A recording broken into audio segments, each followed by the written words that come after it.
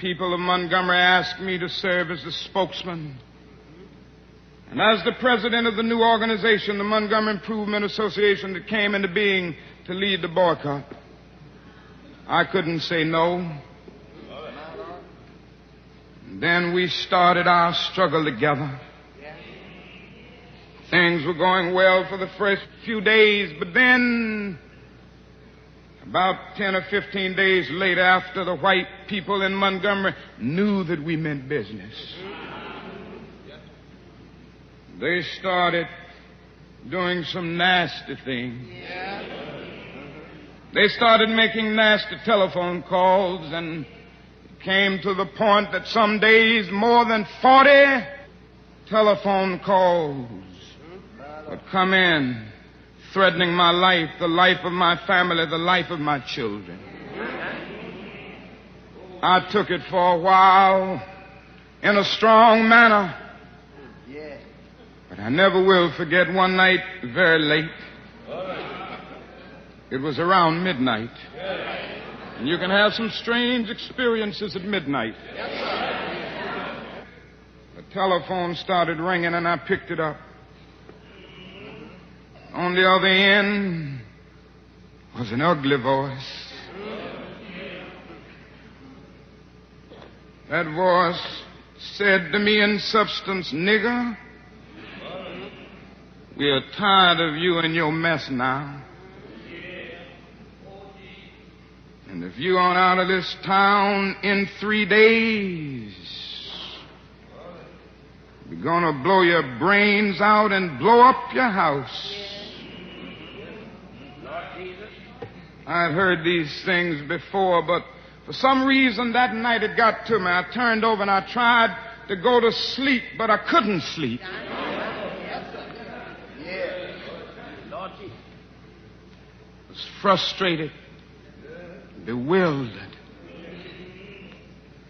And then I got up and went back to the kitchen and I started warming some coffee, thinking that coffee would give me a little relief.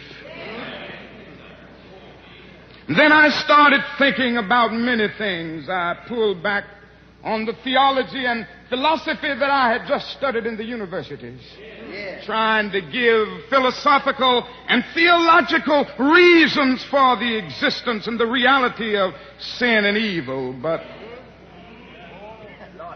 the answer didn't quite come there. I sat there and thought about a beautiful little daughter who had just been born about a month earlier. We have 4 children now, but we only had one then. She was the darling of my life. I'd come in night after night and see that little gentle smile.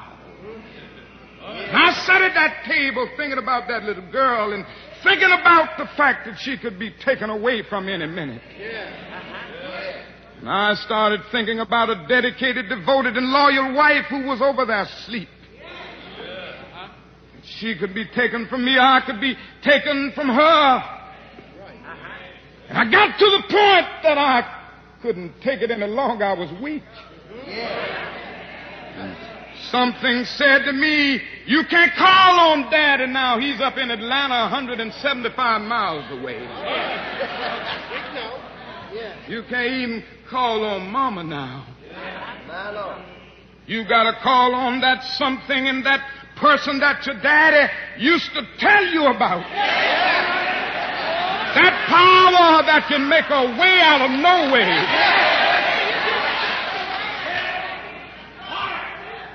I discovered then that religion had to become real to me, and I had to know God for myself. And I bowed down over that cup of coffee. I never will forget it. Oh, yes, I prayed a prayer, and I prayed out loud that night. I said, "Lord, I'm down here trying to do what's right. I think I'm right. I think the cause that we represent is right. But, Lord, I must confess that I'm weak now. I'm faltering. I'm losing my courage. And I can't let the people see me like this, because if they see me weak and losing my courage, they will begin to get weak. It seemed at that moment that I could hear an inner voice saying to me, Martin Luther, stand up for righteousness. Stand up for justice. Stand up for truth. And lo, I will be with you even until the end of the world. I tell you, I've seen the lightning flash. I've heard the thunder roll. I've felt sin breakers dashing, trying to conquer my soul. But I heard the voice of Jesus saying, still to fight on. He promised never to leave me, never to leave me alone. No, never alone. No, never alone. He promised never to leave me, never to leave me alone. I'm going on in believing in him. You better know him and know his name and know how to call his name. Don't be a fool. Recognize your dependence on God. Centuries ago, Jeremiah raised the question, is there no balm in Gilead? Is there no physician there? He raised it because he saw the good people suffering so often and the evil people prospering. Centuries later, our slave foreparents came along. They too saw the injustices of life and had nothing to look forward to morning after morning but the rawhide whip of the overseer, long rolls of cotton and the sizzling heat. But they did an amazing thing.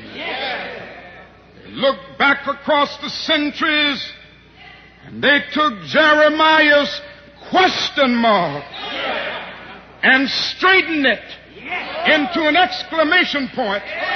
They could sing, there is a balm in Gilead to make the wounded whole. There is a balm in Gilead to heal the sin-sick soul. And there's another stanza that I like so well. Sometimes I feel discouraged. And I don't mind telling you this morning that sometimes I feel discouraged. I felt discouraged in Chicago. As I moved through Mississippi and Georgia and Alabama, I feel discouraged. Living every day under the threat of death, I feel discouraged sometimes.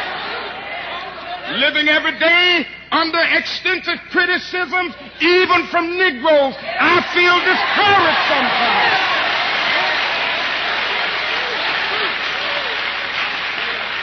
Yes, sometimes I feel discouraged and feel my works in vain. But then the Holy Spirit revives my soul again. There is a balm in Gilead to make the wounded whole.